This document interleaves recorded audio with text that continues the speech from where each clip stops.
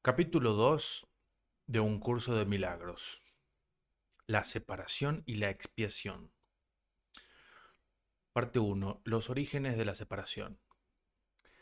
La capacidad de extenderse es un aspecto fundamental de Dios en Él que Él le dio a su Hijo. En la creación, Dios se extendió a sí mismo a sus creaciones y les infundió la misma amorosa voluntad de crear que Él posee. No solo fuiste plenamente creado, sino que fuiste creado perfecto. No existe vacuidad en ti. Debido a la semejanza que guardas con tu Creador, eres creativo. Ningún hijo de Dios puede perder esa facultad, ya que es inherente a lo que Él es, pero puede usarla de forma inadecuada al proyectar. El uso inadecuado de la extensión, la proyección, puede tiene lugar cuando crees que existe en ti alguna carencia o vacuidad y que puedes suplirla con tus propias ideas en lugar de con la verdad. Este proceso comprende los siguientes pasos. Primero, crees que tu mente puede cambiar lo que Dios creó. Segundo, crees que lo que es perfecto puede volverse imperfecto o deficiente. Tercero, crees que puedes distorsionar las creaciones de Dios, incluido tú. Cuarto, crees que puedes ser tu propio creador y que estás a cargo de la dirección de tu propia creación. Estas distorsiones relacionadas entre sí son un fiel reflejo de lo que realmente ocurrió en la separación o desvío hacia el miedo. Nada de eso existía antes de la separación ni existe realmente ahora. Todo lo que Dios creó es semejante a Él. La extensión, tal como Dios la emprendió, es similar al resplandor interior que los hijos del Padre han heredado de Él. Su verdadera fuente se encuentra en su interior. Esto es tan cierto con respecto al Padre como al Hijo. En este sentido, la creación incluye tanto la creación del Hijo por Dios como las creaciones del Hijo a través de su mente, a través... tra- esto requiere un libre albedrío. Perdón. En este sentido, la creación incluye tanto la creación del Hijo por Dios como las creaciones del Hijo una vez que su mente ha sanado. Esto requiere un libre albedrío con el que Dios lo dotó, ya que toda creación amorosa se otorga libremente en una línea continua, en la que todos los aspectos tienen el mismo rango.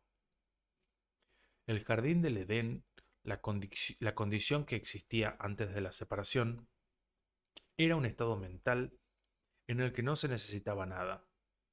Cuando Adán dio oído a las mentiras de la serpiente, lo único que oyó fueron falsedades. Tú no tienes por qué continuar creyendo lo que no es verdad, a no ser que así lo elijas. Todo ello puede literalmente desaparecer en un abrir y cerrar de ojos porque no es más que una percepción falsa. Lo que se ve en sueños parece ser muy real. Lo que es más, en la Biblia se menciona que sobre Adán se abatió un profundo sueño, mas no se hace referencia en ninguna parte a que haya despertado. El mundo no ha experimentado todavía ningún despertar o renacimiento completo. Un renacer así es imposible mientras sigas proyectando o creando falsamente. No obstante, la capacidad de extender, tal como Dios te extendió su espíritu, permanece todavía dentro de ti. En realidad, esta es tu única alternativa, pues se te dio el libre albedrío para que te deleitaras creando lo perfecto. Todo miedo se reduce, en última instancia, a la básica percepción errónea de que tienes la capacidad de usurpar el poder de Dios. Por supuesto, no puedes hacer eso ni jamás pudiste haberlo hecho. En esto se basa el que puedas escaparte del miedo. Te liberas cuando aceptas la expiación, lo cual permite que te des cuenta de que en realidad tus errores nunca ocurrieron. Solo después del sueño profundo que se abatió sobre Adán, pudo éste experimentar pesadillas.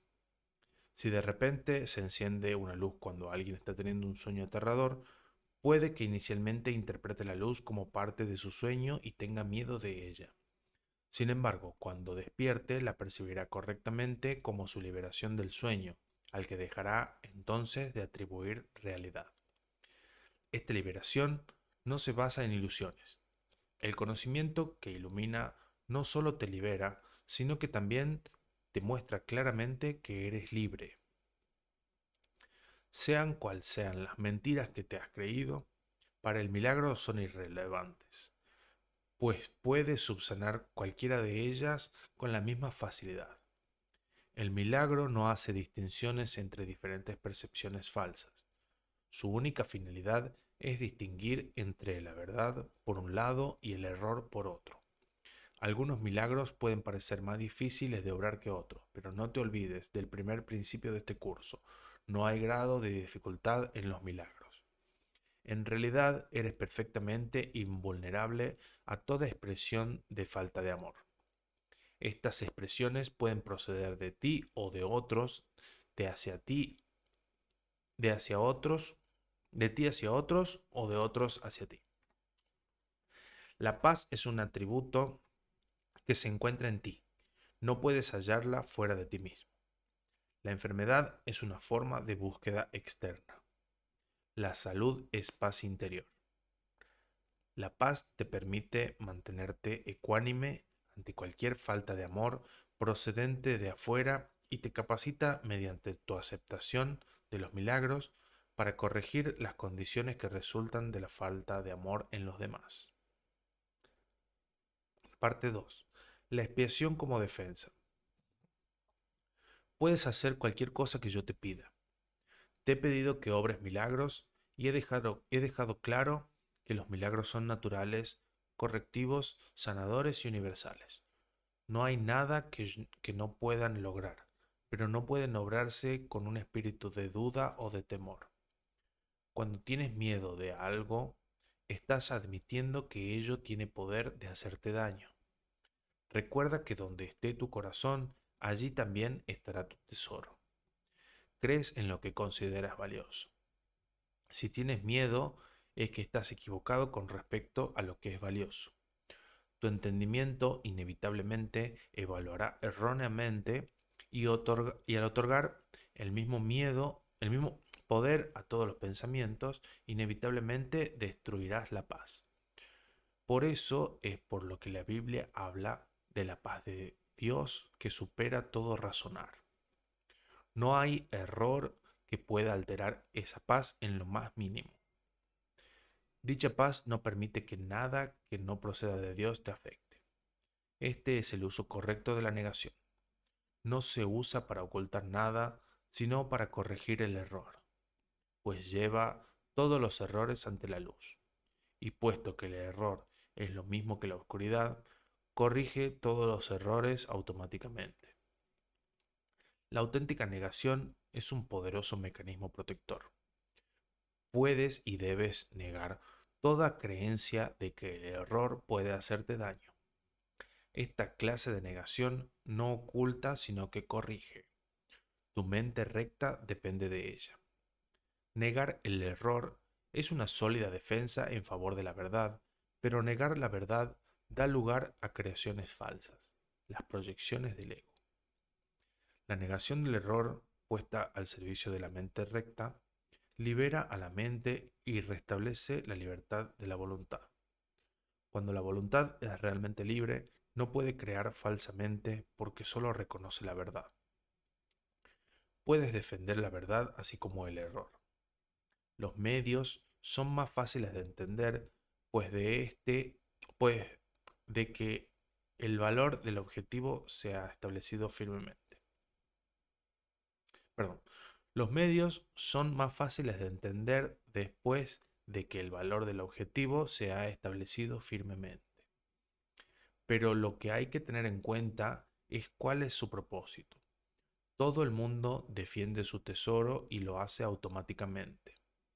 Las preguntas esenciales son, pues, ¿qué es realmente importante para ti y cuán importante lo es? Una vez que hayas aprendido a tener en cuenta estas preguntas y a tenerlas presentes en todas tus acciones, tendrás muy poca dificultad en clarificar los medios. Los medios están a tu disposición siempre que los pidas. Puedes, sin embargo, ahorrar tiempo si los aplazas innecesariamente, si no aplazas innecesariamente este paso. Un enfoque correcto lo acortará enormemente. La expiación es la única defensa que no puede usarse destructivamente porque no es un recurso que tú hayas inventado. El principio de la expiación estaba en vigor mucho antes de que ésta comenzara. El principio fue el amor y la expiación fue un acto de amor. Antes de la separación, los actos eran innecesarios porque no existía la creencia en el tiempo y el espacio. Fue solo después de la separación cuando se planearon la expiación y las condiciones necesarias para su cumplimiento. Se necesitó entonces una defensa tan espléndida que fuese imposible usarla indebidamente, aunque fuese posible rechazarla.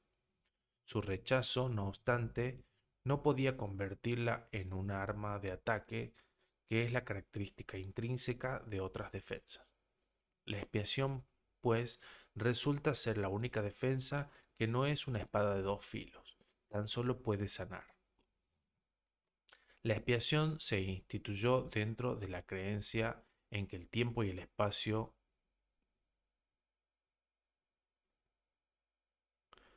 perdón, la expiación se instituyó dentro de la creencia en el tiempo y en el espacio para fijar un límite a la necesidad de la creencia misma y en última instancia para completar el aprendizaje. La expiación es la lección final. El aprendizaje en sí, al igual que las aulas donde tiene lugar, es temporal. La capacidad para aprender carece de valor cuando ya no hay necesidad de cambiar. Los que son eternamente creativos no tienen nada que aprender. Tú puedes aprender a mejorar tus percepciones y puedes convertirte progresivamente en un mejor alumno. De este modo, habrá cada vez más armonía entre la creación y tú, pero la filiación en sí es una creación perfecta y la perfección no tiene grados. El aprendizaje solo tiene sentido mientras se crea en diferencias. La evolución es un proceso en el que aparentemente pasas de un nivel al siguiente, corriges tus propios tropiezos yendo hacia adelante. Este proceso es realmente incomprensible en términos temporales, puesto que retornas a medida que avanzas. La expiación es el medio a través del cual puedes liberarte del pasado a medida que avanzas, pues desvanece los errores que cometiste en el pasado, haciendo de este modo innecesario el que sigas volviendo sobre tus pasos sin avanzar hacia tu retorno. En ese sentido, la expiación ahorra tiempo, pero al igual que el milagro al que sirve, no lo abole. Mientras siga habiendo necesidad de expiación, seguirá habiendo necesidad de tiempo. Pero la expiación en cuanto qué plan que ya se ha completado, tiene una relación única en el tiempo. Hasta que la expiación no se complete, sus diversas fases evolucionarán en el tiempo, pero la expiación en su totalidad se encuentra al final del tiempo. En ese punto, el puente de retorno ya se ha construido. La expiación es un compromiso total. Puede que aún asocies esto con perder, equivocación esta que todos los hijos de Dios separados cometen de una u otra forma.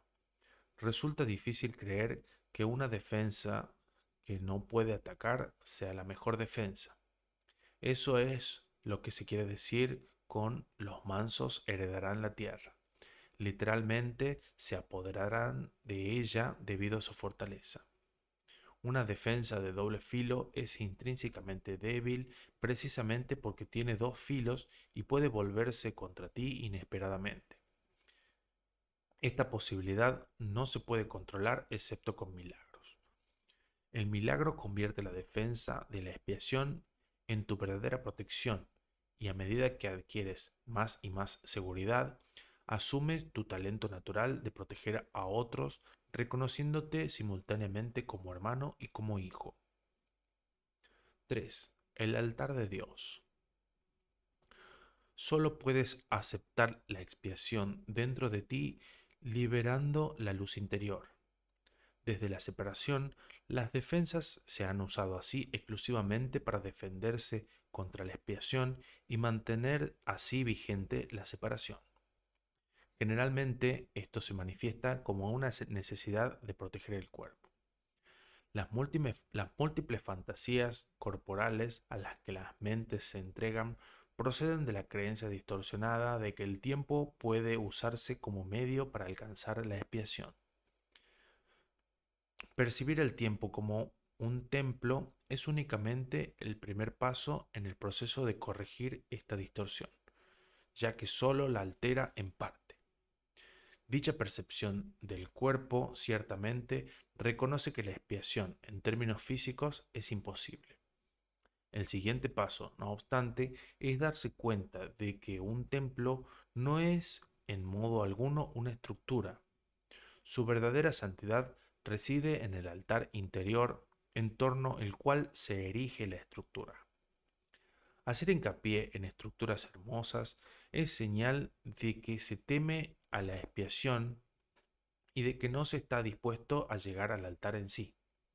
La auténtica belleza del templo no puede verse con los ojos físicos. La visión espiritual, por otra parte, al ser una visión perfecta, no puede ver la estructura en absoluto. Puede, no obstante, ver el altar con perfecta claridad. Para que la eficacia de la expiación sea perfecta, a ésta le corresponde estar en el centro del altar interior, desde donde subsana la reparación y restituye la plenitud de la mente.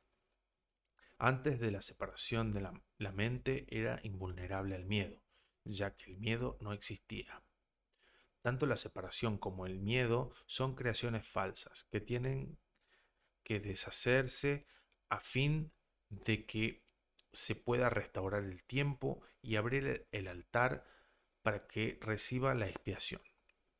Esto supone el fin de la separación al poner dentro de ti la única defensa eficaz contra todo pensamiento de separación, haciendo de este modo que seas absolutamente invulnerable. El que todos acepten la expiación es solo cuestión de tiempo. Tal vez parezca que esto contradice su libre albedrío, dada la inevitabilidad de la decisión final, pero en realidad no es así. Puedes aplazar lo que tienes que hacer y eres capaz de enormes dilaciones, pero no puedes desvincularte completamente de tu creador, quien fija los límites de tu capacidad para crear falsamente. Una voluntad aprisionada engendra una situación tal que llevada al extremo se hace completamente intolerable. La resistencia al dolor puede ser grande, pero no es ilimitada. A la larga, todo el mundo empieza a reconocer, por muy vagamente que sea, que tiene que haber un camino mejor. A medida que este reconocimiento se arraiga más, acaba por convertirse en un punto decisivo en la vida de cada persona. Esto finalmente vuelve a despertar la visión espiritual y al mismo tiempo mitiga el apego a la visión física. Este alternar entre los dos niveles de percepción se experimenta normalmente como un conflicto que puede llegar a ser muy agudo. Aún así, el desenlace final es tan inevitable como Dios. La visión espiritual literalmente no puede ver el error y busca simplemente la expiación.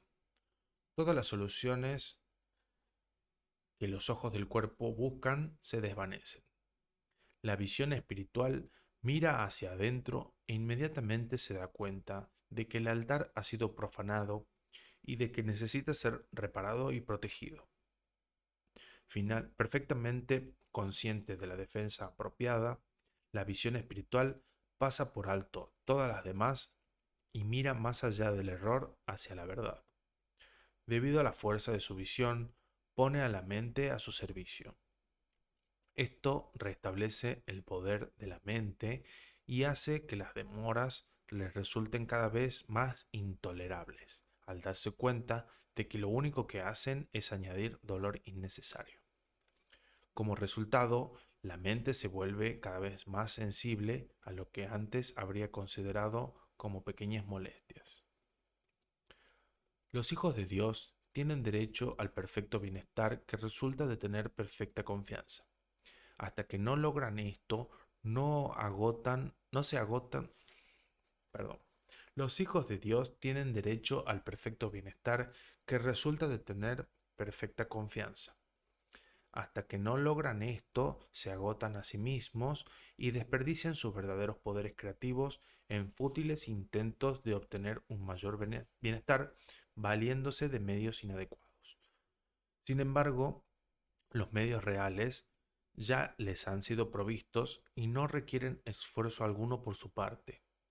La expiación es la única ofrenda digna de ser ofrecida en el altar de Dios, debido al valor que el altar en sí tiene.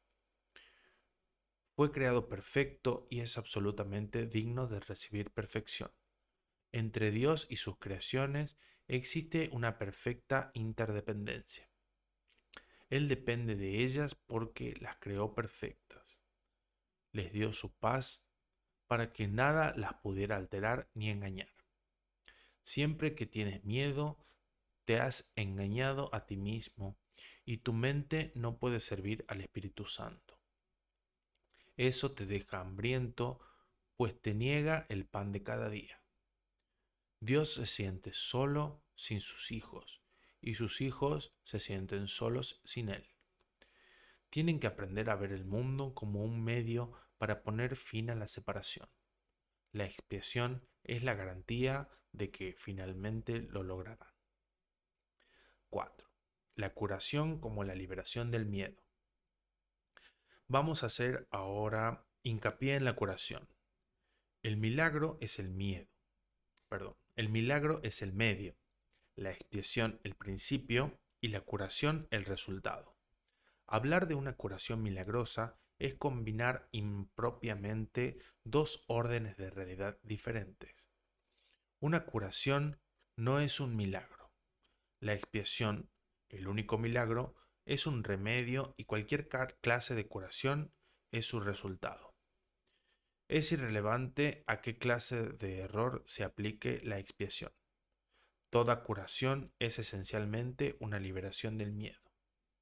Para poder llevarla a cabo, tú mismo debes de estar libre de todo miedo. No entiendes lo que es la curación debido a tu propio miedo. Un paso importante en el plan de la expiación es deshacer el error en todos los niveles. La enfermedad o mentalidad no recta es el resultado de una confusión de niveles, pues siempre comporta la creencia de que lo que está mal en un nivel puede afectar adversamente a otro.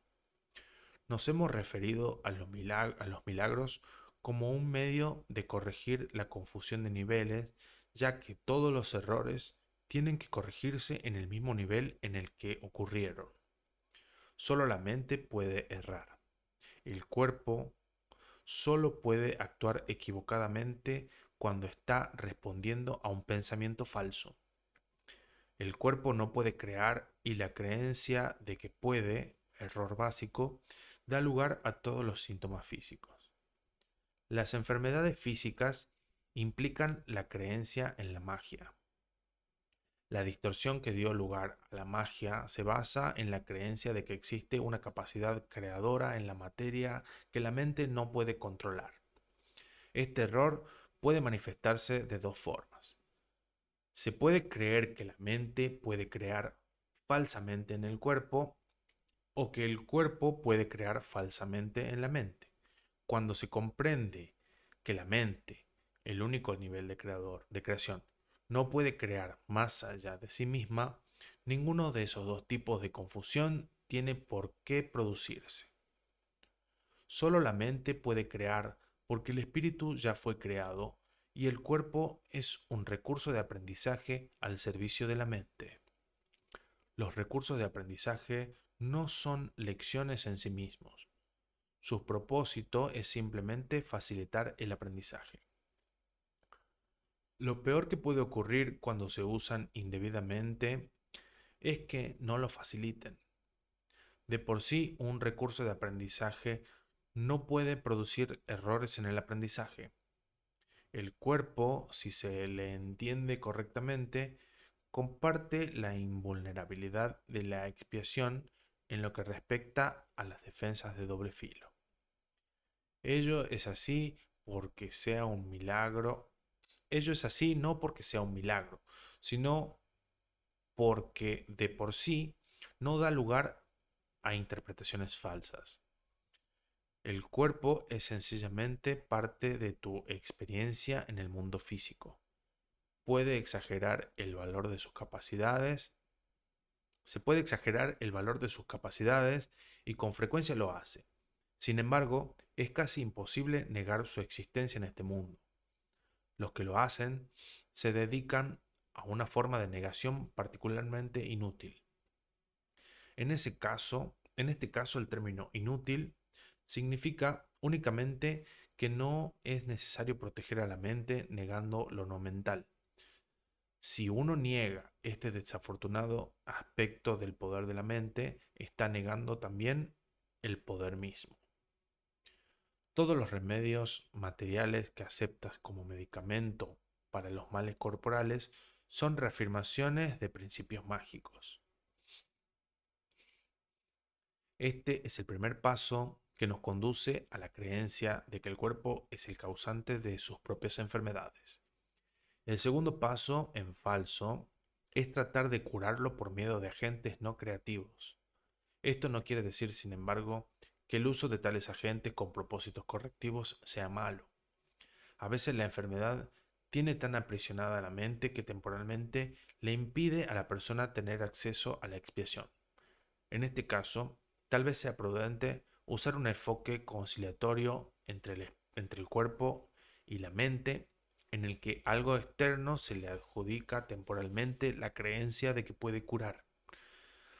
Esto se debe a que lo que menos puede ayudar al que no. Esto se debe a que lo que menos puede ayudar al que no está en su mente recta o al enfermo es hacer algo que aumente su miedo. De por sí, ya se encuentra en un estado debilitado debido a este. Exponerle prematuramente a un milagro podría precipitarle al pánico, lo cual es muy probable que ocurra en aquellos casos en que la percepción invertida ha dado lugar a la creencia de que los milagros son algo temible. El valor de la expiación no reside en la manera en que se expresa. De hecho, si se usa acertadamente, se expresará inevitablemente en la forma que le resulte más beneficiosa a aquel que la va a recibir. Esto quiere decir que para que un milagro sea lo más eficaz posible, debe expresarse en un idioma que el que lo ha de recibir pueda entender sin miedo. Eso no significa que ese sea necesariamente el más alto nivel de comunicación de que dicha persona es capaz. Significa, no obstante, que ese es el más alto nivel de comunicación del que es capaz ahora. El propósito del milagro es elevar el nivel de comunicación, no reducirlo mediante el aumento del miedo. 5. La función del obrador de milagros. Antes de que los obradores de milagros estén listos para emprender su función en este mundo, es esencial que comprendan cabalmente el miedo que se le tiene a la liberación. De lo contrario, podrían fomentar inadvertidamente la creencia de que la liberación significa aprisionamiento, creencia que de por sí ya es muy prevaleciente. Esta percepción errónea procede a su vez de la creencia de que el daño puede limitarse solo al cuerpo. Esto se debe al miedo subyacente de que la mente puede hacerse daño a sí misma. Ninguno de esos errores es relevante, ya que las creaciones falsas de la mente en realidad no existen. Este reconocimiento es un recurso protector mucho más eficaz que cualquier forma de confusión de niveles porque introduce la corrección al nivel del error. Es esencial recordar que solo la mente puede crear y que la corrección solo puede tener lugar en el nivel de pensamiento. Para ampliar algo que se mencionó anteriormente, el espíritu ya es perfecto y por lo tanto no requiere corrección. El cuerpo no existe, excepto como un recurso de aprendizaje al servicio de la mente. Este recurso de aprendizaje de por sí no comete errores porque no puede crear. Es obvio, pues, que inducir a la mente a que renuncie a sus creaciones falsas es la única aplicación de la capacidad creadora que realmente tiene sentido. La magia es el uso insensato o mal creativo de la mente. Los medicamentos físicos son una forma de hechizo, pero si tienes miedo de usar la mente para curar, no debes intentar hacerlo. El hecho mismo de que tengas miedo hace que tu mente sea vulnerable a crear falsamente. Es probable, por lo tanto, que no entiendas correctamente cualquier curación que pudiera producirse y puesto que el egocentrismo va normalmente acompañado de miedo, tal vez no puedas aceptar la verdadera fuente de la curación. En tal caso, es menos arriesgado depender temporalmente de artificios curativos físicos, ya que no los puedes percibir erróneamente como una creación tuya. Mientras tu sensación de vulnerabilidad persista, no debes intentar obrar milagros. He dicho ya que los milagros son expresión de una mentalidad milagrosa, y una mentalidad milagrosa no es otra cosa que una mentalidad recta. Los que poseen una mentalidad recta no exaltan ni menosprecian la mente del que obra milagros, ni la del que los recibe. En cuanto que medio de corrección, sin embargo, el milagro no tiene que esperar a que el que lo ha de recibir goce de una mentalidad recta. De hecho, su propósito es restituirle su mentalidad recta. Es esencial, no obstante, que el obrador de milagros esté en una mente recta, aunque sea brevemente, o de lo contrario será incapaz de restablecer la mentalidad recta en otros. El sanador que confía en su propio estado de preparación pone en peligro su entendimiento. Estás perfectamente a salvo siempre que no te preocupes en absoluto por tu estado de preparación, pero mantengas firme confianza en el mío. Si tu inclinación a obrar milagros no está funcionando debidamente, es siempre porque el miedo se ha infiltrado en tu mentalidad recta y la ha invertido. Toda forma de mentalidad no recta es el resultado de negarte a aceptar la expiación para ti mismo. Si la aceptases, estarías en una posición desde la que podrías reconocer que los que tienen necesidad de curación son simplemente aquellos que aún no se han dado cuenta de que la mentalidad recta es en sí la curación.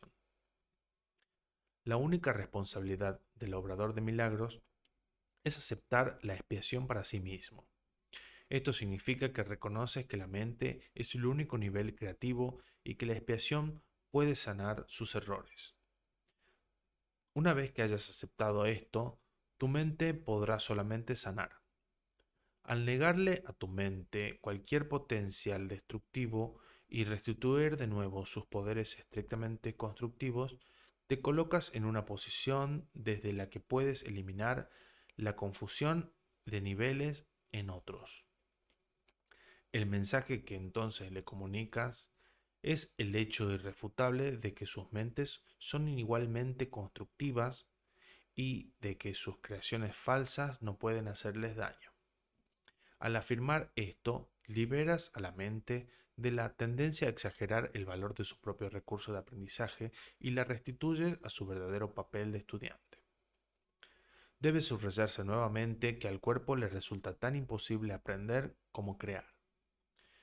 En cuanto qué recurso de aprendizaje se deja llevar simplemente por el estudiante, más si se le dota falsamente de iniciativa propia, se convierte en una seria obstrucción para el mismo aprendizaje que debería facilitar. Solo la mente es capaz de iluminación. El espíritu ya está iluminado y el cuerpo de por sí es demasiado denso. La mente, sin embargo, puede hacer llegar su iluminación hasta el cuerpo al reconocer que éste no es el estudiante y que, por lo tanto, no tiene la capacidad de aprender. Es muy fácil, no obstante, poner al cuerpo en armonía con la mente una vez que ésta ha aprendido a mirar más allá de él hacia la luz. El aprendizaje que verdaderamente corrige comienza siempre con el despertar del espíritu y con el rechazo de la fe en la visión física. Esto frecuentemente entraña temor, ya que tienes miedo de lo que tu visión espiritual te mostraría. Anteriormente dije que el Espíritu Santo no puede ver errores y que solo puede mirar más allá de ellos hacia la defensa de la expiación. No cabe duda de que esto puede producir incomodidad, mas la incomodidad no es el resultado de la percepción. Cuando se le permite al Espíritu Santo contemplar la profanación del altar, él mira de inmediato hacia la expiación. Nada que él perciba puede producir miedo. Todo lo que resulta de la conciencia espiritual simplemente se canaliza hacia la corrección. La incomodidad se manifiesta únicamente para traer a la conciencia la necesidad de corrección. El miedo a la curación surge, en última instancia, de no estar uno completamente dispuesto a aceptar que la curación es necesaria. Lo que el ojo físico ve no es correctivo ni tampoco es posible corregir el error mediante ningún medio físicamente visible. Mientras creas en lo que tu visión física te muestra, tus intentos de corregir estarán mal encausados. La verdadera visión queda nublada porque te resulta intolerable ver tu propio altar profanado. Mas, como el altar ha sido profanado, tu estado se torna doblemente peligroso a menos que percibas que así ha sido. Curar es una habilidad que se desarrolló después de la separación, antes de la cual era innecesaria. Es temporal al igual que todos los aspectos de la creencia en el tiempo y en el espacio. Mientras el tiempo continúe, no obstante, la curación seguirá siendo necesaria como medio de protección. Esto se debe a que la curación se basa en la caridad, y la caridad es una forma de percibir la perfección en otro aun cuando no puedas percibirla en ti mismo. La mayoría de los conceptos más elevados que ahora eres capaz de percibir, perdón, la mayoría de los conceptos más elevados que ahora eres capaz de concebir dependen del tiempo. La caridad, en realidad, no es más que un pálido reflejo de un amor mucho más poderoso y todo abarcador, que se encuentra mucho más allá de cualquier forma de caridad que te hayas podido imaginar hasta ahora. La caridad es esencial para la mentalidad recta, aun en la pequeña medida en que ahora puedes alcanzarla. La caridad es una manera de ver a otro como si ya hubiese llegado mucho más allá de lo que en realidad ha logrado en el tiempo hasta ahora. Puesto que su pensamiento tiene fallos, no puede ver que la expiación es para él, pues de otro modo no tendría necesidad de caridad. La caridad que se le concede es a la vez una confirmación de que necesita ayuda, así como el reconocimiento de que la aceptará. Estas dos percepciones denotan claramente su dependencia del tiempo, haciendo patente el hecho de que la caridad opera todavía dentro de las limitaciones de este mundo. Dije anteriormente que solo la revelación trasciende al tiempo. El milagro, al ser una expresión de caridad, tan solo puede acortarlo.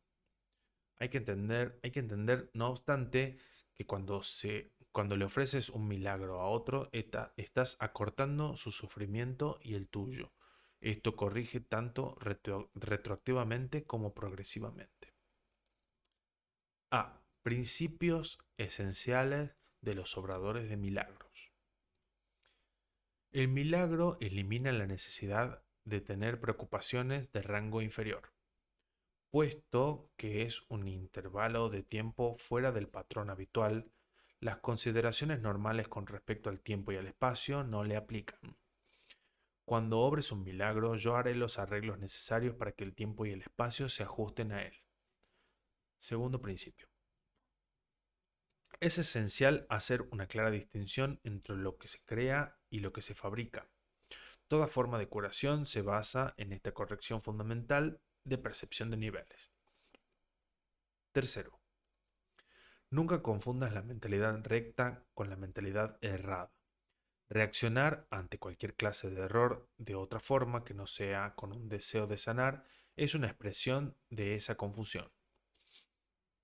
Cuarto, el milagro es siempre la negación de ese error y la afirmación de la verdad.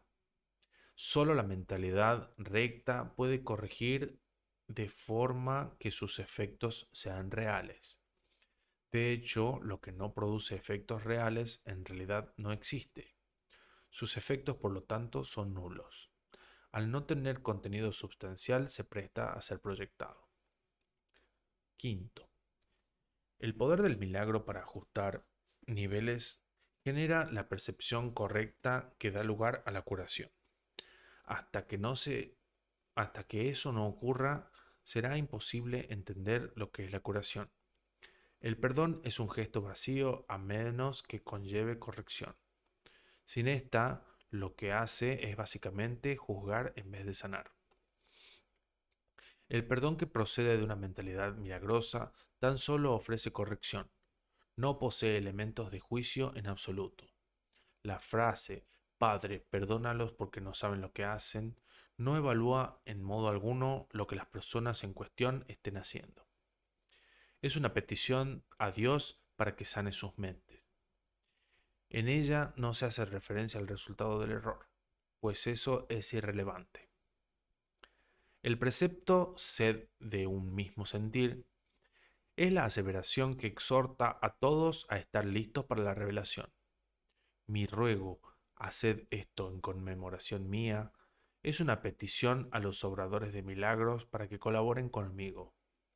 Estas dos aseveraciones no pertenecen a un mismo orden de realidad. Solo la última entraña una conciencia de tiempo, ya que recordar es traer el pasado al presente. El tiempo está bajo mi control, pero la eternidad le pertenece a Dios. En el tiempo existimos unos con otros y unos para otros. En la eternidad coexistimos con Dios. Octavo, puedes hacer mucho en favor de tu propia curación y la de los demás si en situaciones en las que se requieren tu ayuda piensas de la siguiente manera. Estoy aquí únicamente para ser útil. Estoy aquí en representación de aquel que me envió.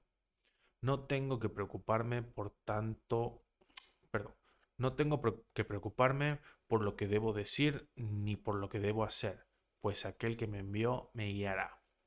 Me siento satisfecho de estar donde quiera que Él desee porque sé que Él estará allí conmigo. Sanaré a medida que le permita enseñarme a sanar.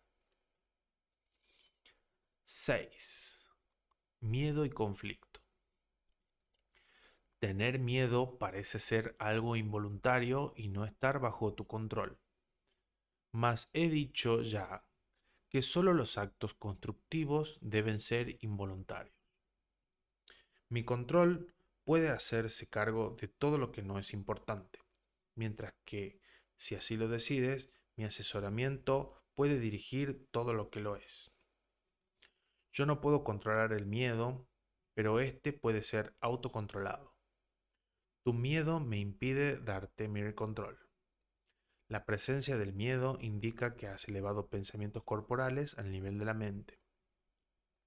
Eso los pone fuera de mi control y te hace sentir personalmente responsable de ellos, lo cual es una obvia confusión de niveles. Yo no fomento la confusión de niveles. Tú debes, no obstante, elegir corregirla. No justificarías un comportamiento demente por tu parte diciendo que no pudiste evitarlo.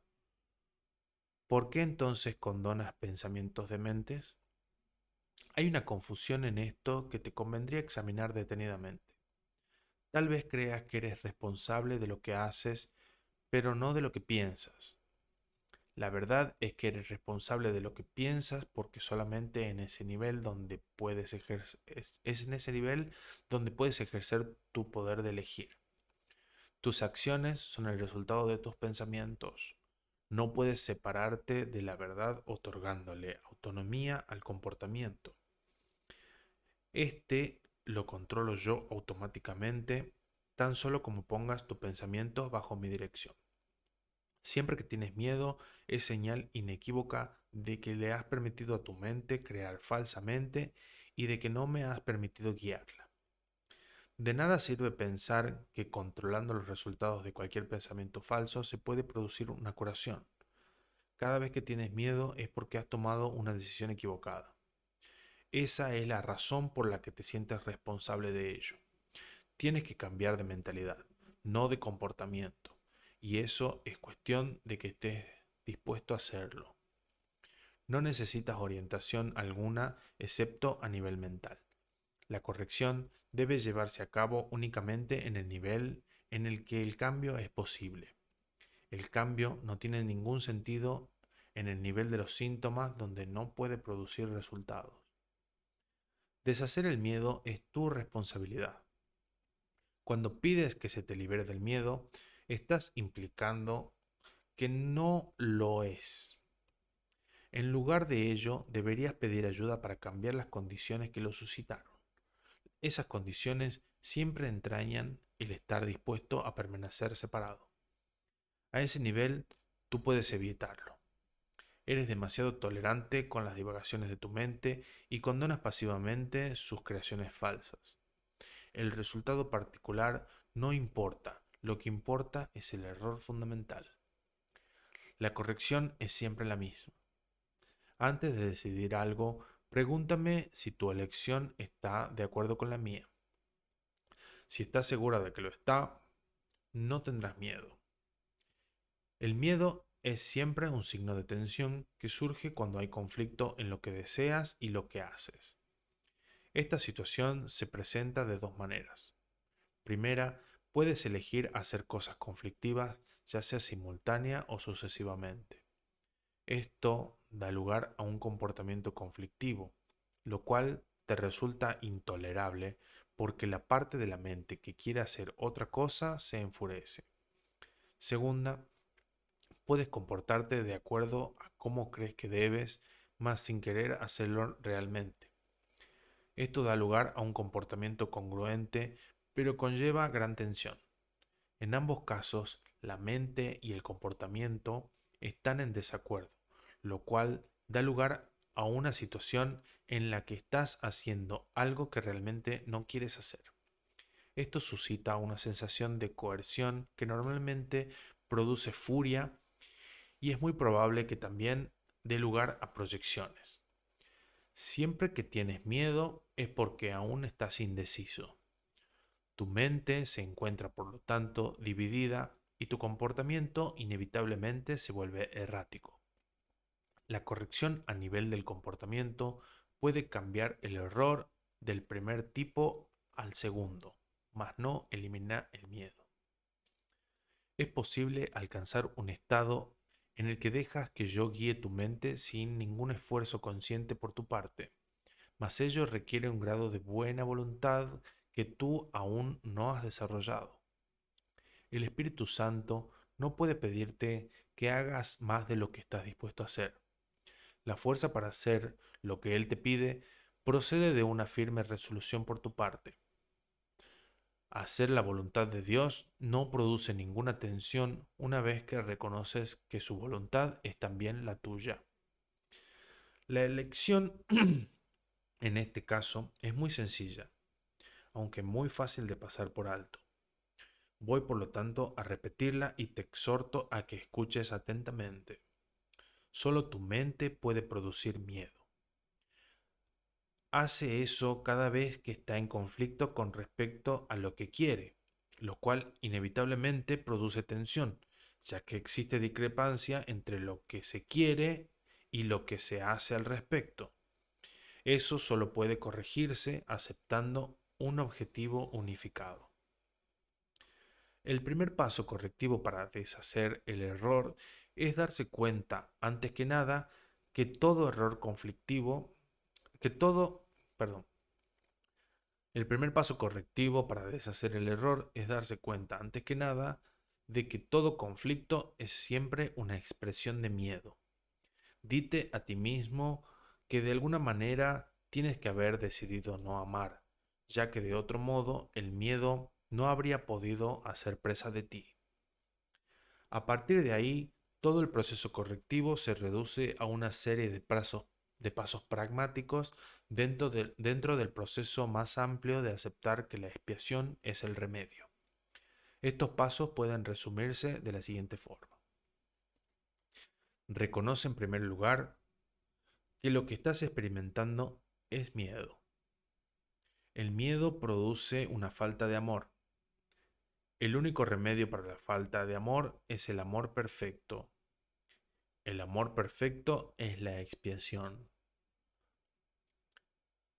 He subrayado que el milagro, la expresión de la expiación, es siempre un gesto de respeto del que es digno para con otro que es digno también. El reconocimiento de esta dignidad lo restablece la expiación. Resulta obvio, por lo tanto, que cuando tienes miedo, te has colocado a ti mismo en una posición en la que necesitas la expiación. Has actuado sin amor al haber elegido sin amor. Esta es precisamente la situación para la que se instituyó la expiación. La necesidad del remedio inspiró su establecimiento. Mientras te limites a reconocer únicamente la necesidad del remedio, seguirás teniendo miedo. Sin embargo, tan pronto como aceptes el remedio, habrás deshecho el miedo. Así es como tiene lugar la verdadera curación. Todo el mundo experimenta miedo. Sin embargo, no se requeriría más que una pequeña dosis de recto pensar para que uno pudiese darse cuenta de por qué se produce.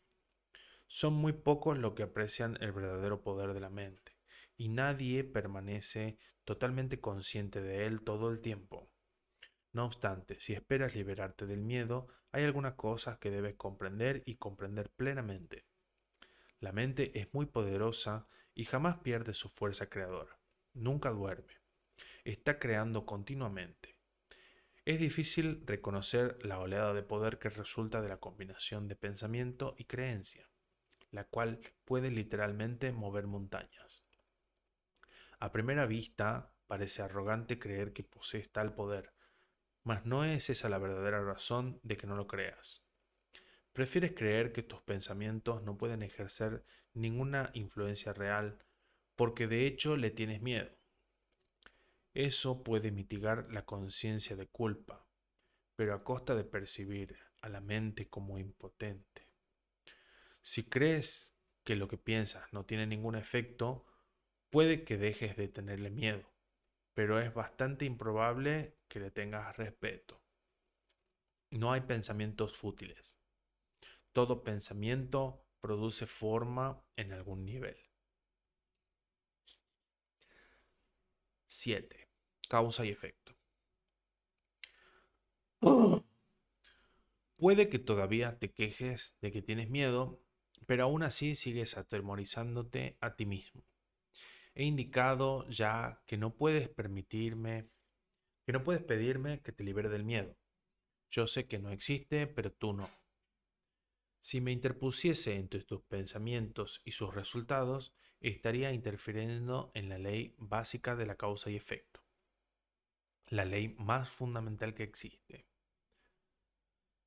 De nada te serviría el que yo menosprecie el poder de tu pensamiento. Ello se opondría directamente al propósito de este curso. Es mucho más eficaz que te recuerde que no ejerces suficiente vigilancia con respecto a tus pensamientos. Tal vez pienses que a estas alturas solo un milagro te capacitaría para hacer eso, lo cual es absolutamente cierto. No estás acostumbrado a pensar con una mentalidad milagrosa, pero se te puede enseñar a pensar de esa manera. Todos los obradores de milagros necesitan este tipo de instrucción. No puedo permitir que dejes de vigilar a tu mente, ya que de otro modo no podrías ayudarme. Obrar milagros requiere el que uno se dé cuenta plenamente del poder de los pensamientos al fin de evitar las creaciones falsas. De lo contrario, sería necesario un milagro que rectificase a la mente misma, proceso circular este que no propiciaría el colapso del tiempo, que es para lo que el milagro se concibió. El obrador de milagros debe poseer un genuino respeto por la verdadera ley de causa y efecto como condición previa para que se produzca el milagro. Tanto el milagro como el miedo proceden de pensamientos. Si no eres libre de elegir uno, tampoco serás libre de elegir al otro. Al elegir el milagro, rechazas el miedo, aunque solo sea temporalmente. Te has sentido temeroso de todo el mundo y de todas las cosas. Tienes miedo de Dios y de mí, y de ti mismo. Nos has percibido erróneamente y creado falsamente y crees en lo que has fabricado. No habrás podido hacer nada de eso si no hubieses tenido miedo de tus pensamientos. Los temerosos no pueden sino crear falsamente, puesto que perciben erróneamente la creación. Cuando creas falsamente, no puedes sino sufrir. El principio de causa y efecto se convierte ahora en un verdadero catalizador, aunque solo sea temporalmente. En realidad, causa es un término que le corresponde propiamente a Dios, y su efecto es su Hijo. Esto supone una serie de relaciones de causa y efecto completamente diferentes de la que tú introduces en tus creaciones falsas. El conflicto fundamental en este mundo, pues, es la creación y la creación falsa. Todo miedo está implícito en la segunda y todo amor en la primera. El conflicto es, por lo tanto, entre el amor y el miedo. Ya hemos dicho que crees que no puedes controlar el miedo porque tú mismo lo inventaste y tu creencia en él parece ponerlo fuera de tu control. Sin embargo, todo intento de resolver el error tratando de dominar el miedo es inútil. De hecho, eso no hace más que corroborar su poder, al asumirse que necesita ser dominado. La verdadera solución descansa enteramente en alcanzar el dominio por medio del amor. En el interín, no obstante, la sensación de conflicto es inevitable, ya que te has colocado a ti mismo en una posición en la que crees en el poder de algo que no existe.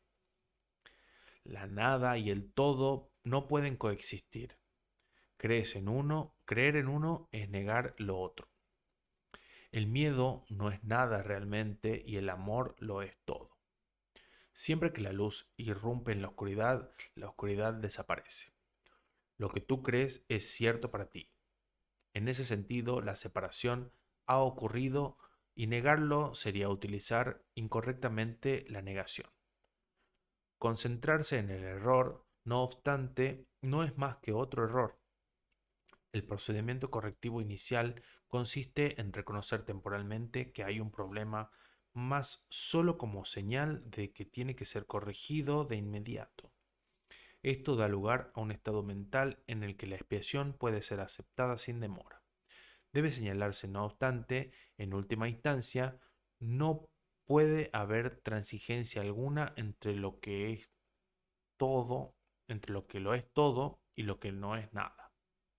El tiempo es esencialmente un recurso por medio del cual se puede abandonar toda idea de transigencia al respecto. Este proceso parece ser gradual debido únicamente a que el tiempo en sí comprende intervalos que no existen. La creación falsa hizo que esto fuese necesario como recurso de corrección. La aseveración, porque tanto amó Dios al mundo, que le dio su unigénito Hijo, para que todo el que crea en Él no perezca, mas tenga vida eterna, necesita una leve corrección para que tenga sentido. En ese contexto, se lo dio a su unigénito Hijo. Debe observarse con especial atención que Dios tiene solamente un Hijo. Si todas las creaciones de Dios son hijos suyos, cada una de ellas tiene que ser parte integral de toda filiación. La filiación es, en su unicidad, trasciende la suma de todas las partes. Este término, no obstante, queda velado mientras falte una sola de ellas. Por eso es por lo que, en última instancia, el conflicto no se puede resolver hasta que todas las partes de la filiación hayan retornado. Solo entonces podrá comprenderse lo que en el verdadero sentido de la palabra significa la plenitud. Cualquier parte de la filiación puede creer en el error o en la incomprensión si así lo elige. Sin embargo, si lo hace, estará creyendo en la existencia de algo que no existe. Lo que corrige este error es la expiación. Ya he hablado brevemente acerca de la condición de estar listo, pero tal vez pueda ser útil mencionar aquí algunos puntos adicionales. Estar listo es solo el requisito previo para que se pueda lograr algo. No se debe confundir una cosa con la otra. Tan pronto como se da la condición de estar listo, también se da, en cierta medida, el deseo de querer lograr algo. Si bien este no es necesariamente un deseo indiviso. Dicha condición de estar listo no es más que el potencial para que pueda tener lugar un cambio de mentalidad. La confianza no podrá desarrollarse plenamente mientras no se haya alcanzado un dominio total. Hemos tratado ya de corregir el error fundamental de que es posible dominar el miedo y hemos enfatizado que el verdadero dominio solo se puede alcanzar por medio del amor. Estar listo es solo el comienzo de la confianza. Tal vez piense que esto implica que tienen que transcurrir mucho tiempo entre el momento en el que estás listo y aquel en el que alcanzas el dominio. Pero permíteme recordarte que el tiempo y el espacio están bajo mi control. 8. El significado del juicio final. Una de las maneras en que puedes corregir la confusión entre la magia y los milagros es recordando que tú no te creaste a ti mismo. Tiendes a olvidarte de esto cuando te vuelves egocéntrico, lo cual te coloca en una posición en la que es perfectamente inevitable creer en la magia. La voluntad de crear te fue dada por tu creador, quien estaba expresando esa misma voluntad en su creación. Puesto que la capacidad de crear reside en la mente, todo lo que creas es necesariamente una cuestión de voluntad. De ello se desprende también que lo que haces por tu cuenta es real para ti, mas no lo es en la mente de Dios. Esta distinción básica conduce directamente al verdadero significado del juicio final. El juicio final es una de las ideas más atemorizantes de tu sistema de pensamiento. Esto se debe a que no entiendes lo que es. Juzgar no es un atributo de Dios. El juicio final se originó a raíz de la separación como uno de los muchos recursos de aprendizaje que se incluyeron en el plan general. Del mismo modo, en que la separación abarcó un periodo de millones de años, así el juicio final se extenderá por un periodo igualmente largo o tal vez aún más largo. Su duración, no obstante, puede acortarse enormemente mediante los milagros. El recurso que acorta el tiempo, pero que no lo abole. Si un número suficiente de nosotros llega a alcanzar una mentalidad verdaderamente milagrosa, este proceso de acortar el tiempo puede llegar a ser virtualmente inconmensurable. Es esencial, no obstante, que te liberes a ti mismo del miedo cuanto antes, pues tienes que escapar del conflicto si es que has de llevar paz a otras mentes. Por lo general, se considera al juicio final como un proceso que Dios emprendió, pero en realidad son mis hermanos quienes lo emprenderán con mi ayuda. El juicio final es la última curación en vez de un reparto de castigos, por mucho que pienses que los castigos son merecidos. El castigo es un concepto completamente opuesto a la mentalidad recta, y el objetivo del juicio final es restituirte tu mentalidad recta. Se podrá decir que el juicio final es un proceso de correcta evaluación. Significa simplemente que todos llegarán por fin a entender qué es lo que tiene valor y qué es lo que no lo tiene. Después de que esto ocurra, la capacidad para elegir podrá ser dirigida racionalmente. Pero hasta que no se haga esa distinción, las oscilaciones entre la voluntad libre y la aprisionada no podrán sino continuar. El primer paso hacia la libertad comprende separar lo falso de lo verdadero. Este es un proceso de separación en el sentido constructivo de la palabra y refleja el verdadero significado del Apocalipsis. Al final, cada cual contemplará sus propias creaciones y elegirá conservar solo lo bueno, tal como Dios mismo contempló lo que había creado y vio que era bueno. A partir de ahí, la mente podrá comenzar a contemplar sus propias creaciones con amor por razón del mérito que tienen. Al mismo tiempo, repudiará inevitablemente sus creaciones falsas, que en ausencia de la creencia que las originó, dejarán de existir. El término juicio final asusta no solo porque ha sido proyectado sobre Dios, sino también por la asociación de la palabra final con la muerte. Este es un ejemplo sobresaliente de la percepción invertida. Si se examina objetivamente el significado del juicio final, queda muy claro que en realidad es el umbral de la vida. Nadie que viva atemorizado puede estar realmente vivo.